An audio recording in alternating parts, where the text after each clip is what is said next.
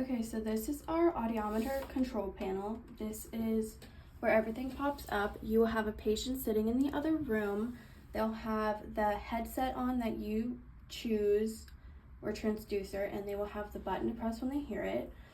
You would put the patient information in, and this is where everything happens. Over here are the frequency controls. There is 250, 500, 750, that's an inner octave. 1000, 1500, that's an inner octave. 2000, 3000, 4000, 6, and 8. So you would start from 1000 and move up. Repeat 1000 when you're done, just to make sure that they heard it the first time. On the control panel, here is where you find the left and right. So right now we are testing the right ear. If you hit the left ear, everything will turn blue.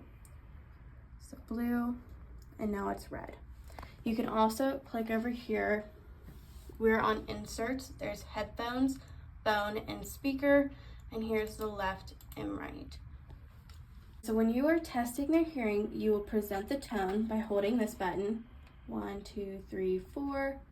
Up here, it'll blink, and that is how you know it is presenting. They will respond if they heard it by pressing a button, and you'll be able to see it here. It'll flash. So when testing someone's hearing, you would start at 30. If they don't get it at 30, you go to 50, and if they don't get it at 50, you go to 70. My patient did not respond at 30, so I went up to 35. They did respond at 35, I went down to 25. When they get it correct, you go down 10. If they do not get it correct, you go up 5. And then on here, a circle stands for the right ear, red, right circle. For the left ear, it is an X, so left X blue. And that is how you determine the difference between the left and right. A different transducer that we use would be bone conduction. So we're going to switch that over here. It's also down here. You would just tap the bone buttons. When testing bone conduction, you do 1000, 2000, 3000, and 4000. You do not test 6000 and 8000. There's a different symbol. So let's say that you tested bone conduction and they heard it at 30. You're going to hit store. It is going to be an arrow pointing to the left. That is how you know that they heard it in the left ear. For the right, if they heard it at 30 dB, hit store, a symbol pointing to the right. So, this is the right ear, right bone, left ear. Another thing that we often do when testing someone's hearing is we do speech testing. It's called the SRT, or speech recognition score. You present words like baseball, mushroom, eardrum, iceberg.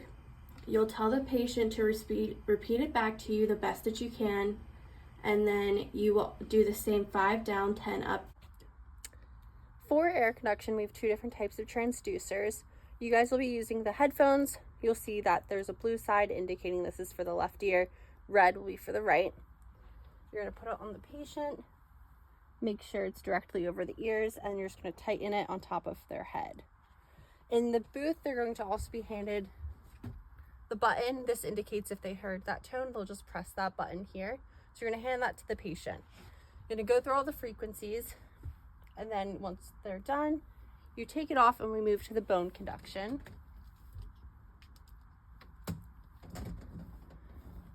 This is the headset that we're using for bone conduction. You're going to place this piece with the little button here almost. This is going to be on that mastoid, so behind the ear, that bone that you can feel, and this will be towards the forehead on the other side. So you're going to directly put this right here on their temple and make sure this piece is behind the ear right there. Ideally, we want to make sure all the hair will be out of the way and it's directly on that skin. So this is the setup for bone conduction. Once you're done that side, you'll flip it and do that same thing. Just make sure it's on that mastoid behind the ear. Another transducer that we have for air conduction are inserts. You won't be using this for the lab, but it's one of the options that we have in the clinic.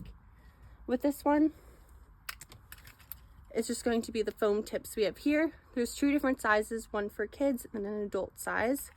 And the same thing, this will be indicated with the blue for the left ear and red for the right. This is the portable audiometer. This is the one that you're going to be using in the lab. So as you can see here, this indicates whether or not we're testing air or bone, the right ear, the left ear, and the different types of stimulus that you're going to present. This is how we change that frequency.